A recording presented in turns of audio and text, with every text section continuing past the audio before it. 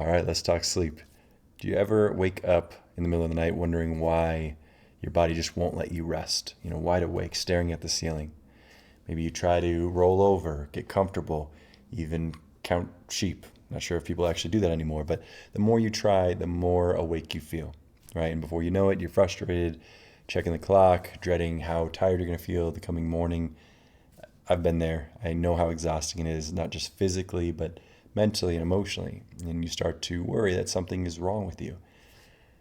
Let me start with the truth here. You're not broken, all right? We're going to dive into this and figure out how to support you. I just want to mention that I'm Daniel. I'm a sleep coach, and I've struggled with insomnia for over 10 years, and I spent 180 grand trying to figure the thing out. And now, well, for the past 8 years, I've been supporting hundreds of people get their rest back. So let's dive in. So you wake up and you think, oh no, not again. Your body hears danger, right? Your nervous system can fire up, releases adrenaline, raises the heart rate, and now your body thinks there's a threat. Instead of drifting off to sleep, you're wide awake. And let me just say, that's okay.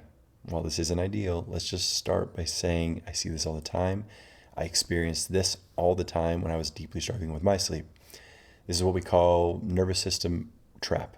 When you see wakefulness as the problem, your body responds with more alertness. So everyone wakes up at night, right? Your brain cycles through deep and lighter sleep.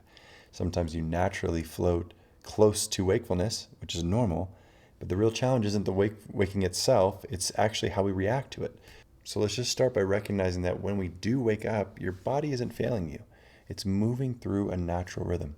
But how do we address this? What can we do instead? First, let me talk to your mind here and say, you don't need to force sleep. Sleep is a passive process. It comes from and when your body feels safe, not when you're trying harder. So I talk about this much more in other videos, but I'll leave that there for now. The second part is we're going to work on shifting the focus to rest. Even if you're awake, lying in bed, calm and relaxed is still restorative. And so here are a few gentle strategies that I think can help.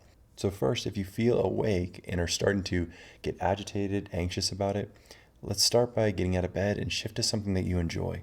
Ideally something easy, but depending on the level of anxiety that's built up around sleep, maybe it's a bigger intervention. But my first suggestion is always to start with a journal. Let yourself process whatever you are actually feeling. See if there's something on your mind. Really allow yourself to write freely about what is there. Next, consider some soft stretching, listening to an audiobook, reading a physical book can be great. If you enjoy reading, this is a great time to do it until your eyes get heavy. Or sometimes just doing some breathing meditation can feel really good for some.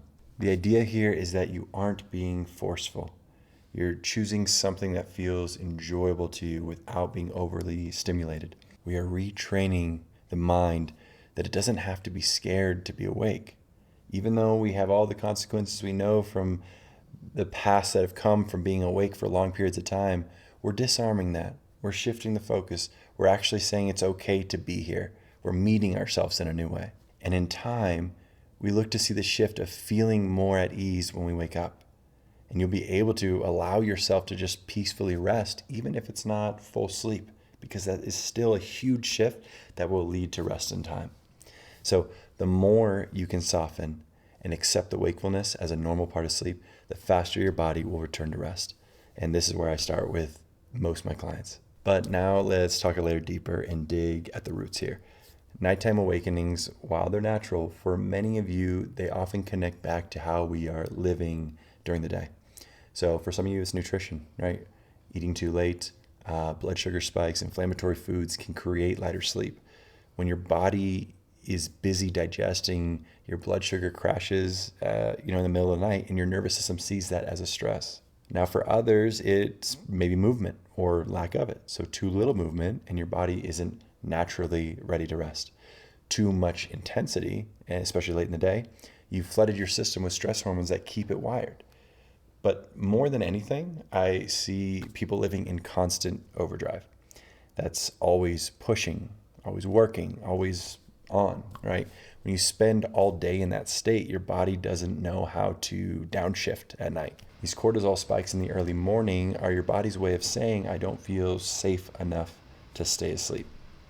And sometimes it's even deeper. If you're out of alignment with your values, purpose, you're carrying unprocessed emotions, that stress doesn't just disappear at night. It follows you into bed. And especially when our conscious mind turns off, the subconscious can come up. That's why I always say better sleep does not start at bedtime. It starts with how you live, how you nourish yourself, how you move your body, and whether your nervous system is getting moments of safety throughout the day. So I think this is a great start and can be a key for fixing some of your sleep. For those of you that are looking to go a bit deeper and understand the source of your specific sleep issues, want courses, live calls, and a community there to support you, check out my Healing Sleep community. The link's in the bio. Take care and rest well.